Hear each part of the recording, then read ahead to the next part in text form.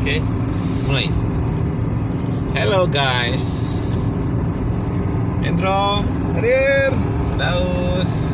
Hadir. Oke guys. Jangan lupa ya, sebelum kita mulai tonton videonya, di like dan subscribe. Oke, kita lanjutkan ini perjalanan 47 km lagi kita sampai di ibu kota Kabupaten Aceh Tengah.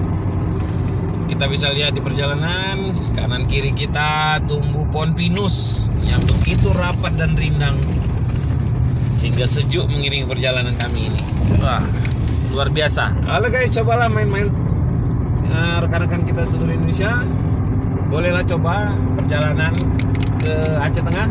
Bisa masuk dari kota Biren atau bisa masuk dari Gailus. Kalau kita masuk dari Gailus, jalannya cukup menantang. Betul.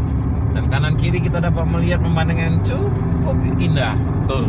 Begitu indahnya lukisan Tuhan sehingga kita tidak merasakan letihnya di dalam perjalanan.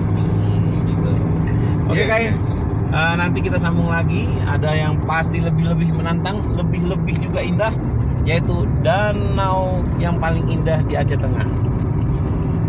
Oke guys, selamat siang. Assalamualaikum.